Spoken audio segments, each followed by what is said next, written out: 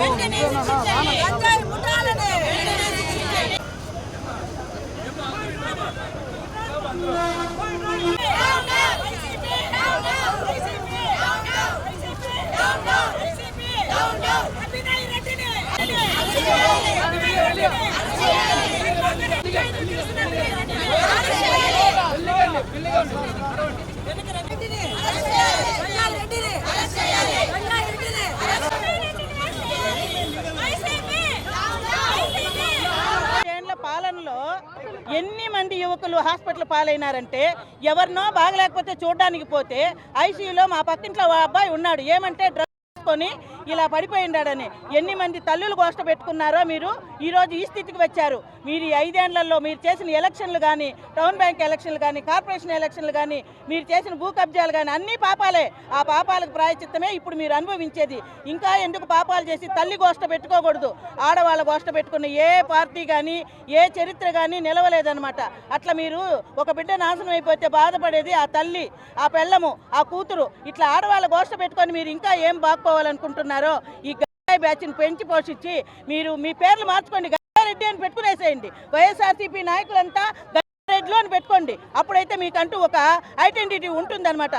గంజాయిలు అమ్మేవాళ్ళు రెడ్లు వీళ్ళు అని అనేసి ఇంత నీచ రాజకీయం చేయాల్సిన అవసరం లేదు. మీరు ఇంకైనా మానుకొని తిరుపతి ప్రజలు ప్రపంచమంతా తిరుపతి వైపు తిరుమల వైపు చూస్తా అంటే ఇక్కడ మీరు ఇంత పాపాలు చేస్తున్నారే పైన ఆయన చూస్తూ ఊరుకుంటాడా మిమ్మల్ని? ఏ రోజు శిక్షిస్తాడు? 100 తప్పులే 99 అయిపోయినాయి, 100వ తప్పు చేసేశారు. భగవంతుడు అనేవాడు శిక్షిస్తాడు, ఖచ్చితంగా శిక్షిస్తాడు. ఆధ్యాత్మిక నగరం తిరుపతి కేంద్రం. అటువంటి తిరుపతిలో గంజాయి దొరకడం 8 కేజీలు ఒక్కసారిగా దొరకడం ఎంత దురదృష్టం అంటే యువత ఈరోజు తిరుపతిలో వైసీపీ ప్రభుత్వంలోనే కాదు కూటమి ప్రభుత్వంలో వాళ్ళకి ఎంత ధైర్యం ఉంటే ఈరోజు గంజాయి అమ్మడానికి బయటకు వస్తారు. ఈ కూటమి ప్రభుత్వంలోనే గంజాయి 6 కేజీలు దొరికిందంటే వాళ్ళ ప్రభుత్వంలో వాళ్ళు చాక్లెట్లు దొరికినంత ఈజీగా ప్రతి షాపులో అమ్మారనడానికి నిదర్శనం ఇంతకంటే ఏముంది? ఈరోజు అభినయ్ రెడ్డి చెంచా తొత్తు అని చెప్పుకునే భాను అనే అబ్బాయి ఈరోజు అన్ని కేజీల పట్టుబడితే ఈ అభినయ్ రెడ్డికి సిగ్గుందని అడుగుతున్నా. మళ్ళీ బయటకు వచ్చి ఆ రోడ్లు ఈ రోడ్లు అని కప్పిపుచ్చుకోవడానికి ఇలాంటి ఎదవలను సన్నాసుల్ని వెనకేసుకురావడానికి అభినయ్ రెడ్డికి కరుణాకర్ రెడ్డికి సిగ్గుందా అని అడుగుతున్నాం. ఈ సందర్భంగా మీకు కన్నా నిజంగా నిజాయితీ నిష్పక్షత ఉంటే మీరు బయటకు వచ్చి ఈ ఎదవ మాకు సంబంధం లేదు వీడిని వెంటనే అరెస్ట్ చేయండి, ఇలాంటి వాడి వల్ల మా పార్టీకి నష్టం జరుగుతుందని అభినయ్ రెడ్డి నువ్వు బయటకు వచ్చావా?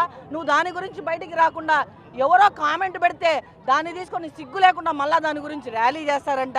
వీళ్ళ బతుకులు జడ వీళ్ళ యువతనంతా నాశనం చేసేది కాక తిరుపతి భ్రష్టు పట్టించేది కాక అసలు మనుషులు తిరగని ప్లేస్లో రోడ్లు వేసి మేము రోడ్లు వేసుకున్నాం. మీ స్థలాలకు మీరు వేసుకున్నారా బాబు రోడ్లు? మీరు మనుషులకి వేయలేదు. మీరు ఎవరైతే అవసరం అనుకున్నారో వాళ్ళకి ఎవరికి ఉపయోగపడని పార్టీ వైసీపీ పార్టీ. ఈరోజు కూటమి ప్రభుత్వం ప్రజల పక్షాన నిలబడి ప్రజల కొరకు ప్రజల చేత ఎక్కడంటే అక్కడ నిలబడే పార్టీ ఏదైనా ఉందంటే అది కూటమి పార్టీ.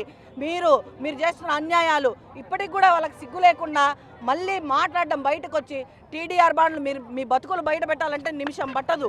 మీ బతుకుల గురించి మాట్లాడాలంటే మేమంతా మాట్లాడితే మీ బతుకులంతా బయట పెట్టచ్చు.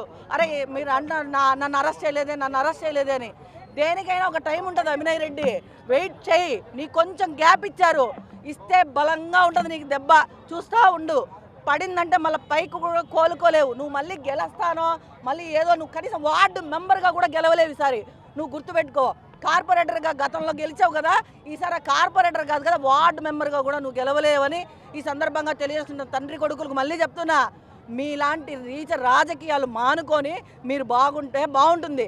లేదంటే ఇదే మహిళలు నీ ఇంటికి వచ్చి ఈడుస్తాం బయటికి అని చెప్పి ఈ సందర్భంగా తెలియజేసుకుంటున్నాం. Please subscribe to Leo news for more videos.